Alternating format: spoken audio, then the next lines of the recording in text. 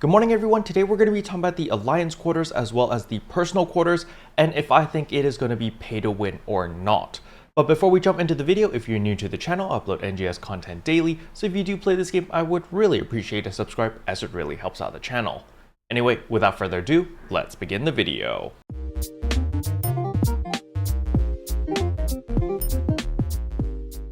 So in last month's NGS headline, they did show off a little bit of the personal quarters as well as the Alliance quarters. As you guys can see in the background, I am rolling the B-roll, so you can see all the cool stuff that they did show off in the previous NGS headline. So a lot of people have been asking me, Kero, do you think it's going to be free to play friendly, or are you going to need to have a premium membership in order to utilize the personal quarters as well as the Alliance quarters? Now personally, I think they are going to make it free to play friendly. However, you are going to have to jump through several loopholes if you are a free-to-play member, because if you guys played the base game, you were able to get the personal quarters pass. However, you had to get it through the fun scratch, which was the free-to-play scratch, and I think they're going to do the same thing in NGS with the special scratch. So if you're like me and you've been doing your dailies, your weeklies, and all of that stuff, you probably have a couple hundred of these special scratch tickets, unless you've been using them, of course.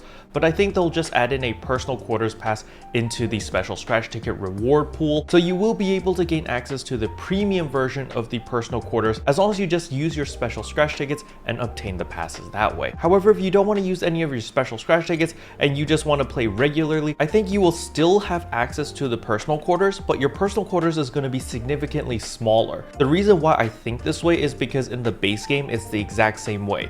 All free-to-play players have access to personal quarters. However, your personal quarters is extremely small. It's only one room, and I think it's like a 3x3. It's actually pretty small compared to premium members, which actually get 3 rooms, and each individual room is actually a lot bigger. I think it's like a 12x12, so you get a lot more space to work with if you're a premium member. However, as I said earlier, free-to-play members do have the ability to earn these personal quarter passes by just using the fun scratch, and I think they're going to bring the same design back into NGS, but with the special scratch tickets, because well, we don't have fun scratches in NGS, we only have the special scratch, so they're probably just going to toss that in there.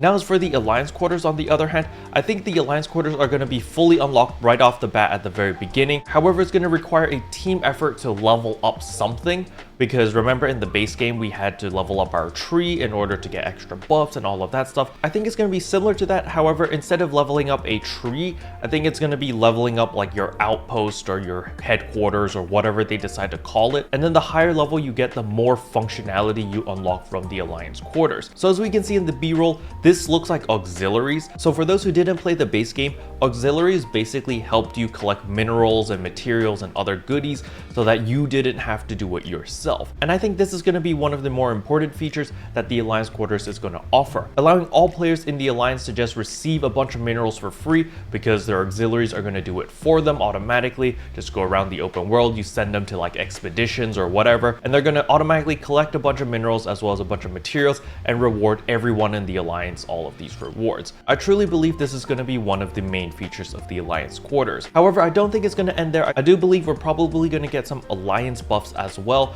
So, you know, extra EXP, extra rare drop rate, extra Meseta gain, extra attack damage, stuff like that. I'm sure there's going to be some sort of functionality in order to level up your outpost or your Alliance or your headquarters or whatever in order to gain additional buffs and get even stronger. Now, on top of all of this, of course, there is the cosmetic side of the Alliance quarters. I do believe the Alliance quarters by default is going to be relatively large, regardless if you're premium or not. However, they might bring back the Alliance storage feature. So the Alliance storage feature was if you are a premium member, you could put items into this Alliance storage, and all Alliance members who also had premium would have access to these items. So essentially it was trading. So you were able to put all these items that you didn't want into the Alliance storage, and all of your Alliance members who also had premium, that was a very important point, would have access to the Alliance storage and could take out any of those items. I don't know if they're going to bring that back because that was a thing in the base game. I think they're probably thinking about it, and the way to prevent like RMT or like bots and stuff from doing it is they're probably going to gate this feature behind a specific title reward where you have to complete all of Planet Alpha and move on to the next planet or whatever in order to unlock this function. At least that is what I think. But those are my thoughts and predictions for the personal quarters as well as the Alliance quarters. Let me know in the comment section below, what do you guys think? Special thanks to all the members for supporting the channel. It really means a lot to me. Thank you again. But yeah, that's all I wanted to cover in today's video. Hopefully you guys found it interesting. If you did, I would appreciate a like and a subscribe, and I'll see you guys in tomorrow's video. Bye! What can I say except you're welcome for the heals, the boosts, the res.